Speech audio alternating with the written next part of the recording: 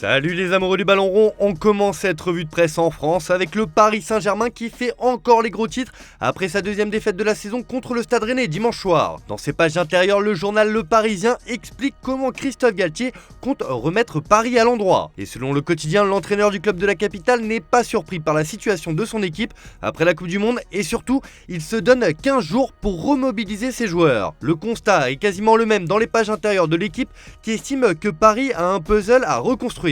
Et oui, car les Rouges et Bleus ont un mois pour rebâtir un collectif avant la Ligue des Champions et le 8e de finale aller contre le Bayern Munich. Concernant le mercato, le départ de Pablo Sarabia vers Wolverhampton se précise, mais le Parisien rapporte que la direction parisienne ne va pas s'affoler pour le remplacer. Plusieurs pistes sont activées, mais la marge de manœuvre est réduite.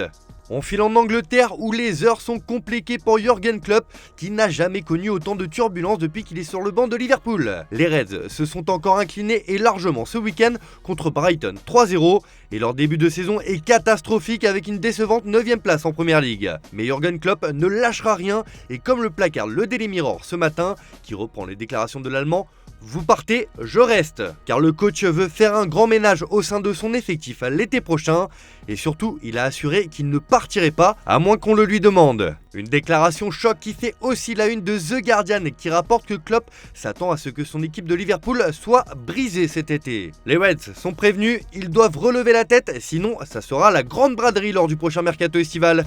On reste de l'autre côté de la Manche où c'est une bonne nouvelle pour Manchester United qui fait la une du Manchester Evening News. Le journal local annonce qu'un nouveau contrat avec Rashford est en vue avec les Red Devils. C'est simple, la direction est convaincue que le héros du derby va signer un nouveau contrat et selon The Sun, l'international anglais va toucher un sacré pactole s'il signe ce nouveau contrat avec les pensionnaires d'Old Trafford. En effet, le tabloïd indique que l'attaquant devrait toucher un salaire de 300 000 livres par semaine, soit près de 340 000 euros. Quand on aime, on ne compte pas comme le dit l'adage, et d'ailleurs Arsenal est prêt à toutes les folies pour Declan Rice, indique aussi The Sun. Mais c'est pour l'été prochain puisque le Daily Telegraph rapporte que les Gunners veulent lâcher 80 millions d'euros pour le milieu de terrain de West Ham et en faire un joueur majeur de l'effectif d'Arteta. Reste à savoir si le club londonien parviendra à ses fins.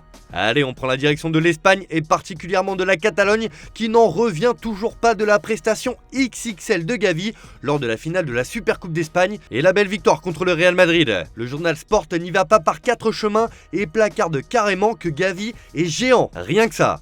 Le milieu de terrain blaugrana a été sacré lors de la Supercoupe comme l'un des meilleurs joueurs du monde à son poste. Le président Joan Laporta est serein quant à son avenir. Les renouvellements de Gavi, Araujo et Baldé seront signés en été, a-t-il déclaré après la rencontre. Sur la une de Mundo Deportivo aussi, on rend hommage au joueur de 18 ans qui est de l'or pur. Pour le quotidien, il a tout. Engagement, compétence, qualité et il ne cède devant personne. Concernant le mercato, ça bouge pour Memphis Depay qui pourrait être au cœur d'un échange avec l'Inter comme le rapporte Marca. Les Nerazzurri proposent Joaquin Correa, mais Xavi veut Marcelo Brozovic.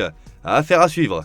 Toujours en Espagne, la crise couve à Madrid après la claque reçue contre le Barça, mais Marca se veut rassurant ce matin et indique que les merengues sont guéris de la peur. En effet, malgré ce mauvais moment, ils ne perdent pas leur sang-froid, ils excluent toute signature et gardent leur confiance dans l'entraîneur et les joueurs. Ils se souviennent des similitudes avec l'année dernière à la même époque. Chez As, on est beaucoup moins conciliant car on estime que cette équipe est au coin de la réflexion. Entre les erreurs grossières en défense, les joueurs pas au niveau et une attaque en berne où Benzema est le seul véritable buteur, il n'y a pas grand chose de rassurant pour le journal madrilène. Et d'ailleurs, les soucis en attaque relancent le feuilleton Kylian Mbappé au Real. Defensa Central nous apprend que les dirigeants madrilènes restent convaincus que Kylian Mbappé jouera au Real Madrid. La question reste juste de savoir quand. En Espagne, tout le monde semble prêt à pardonner l'international français. Son transfert ne causerait ainsi aucune polémique et n'aurait aucun détracteur.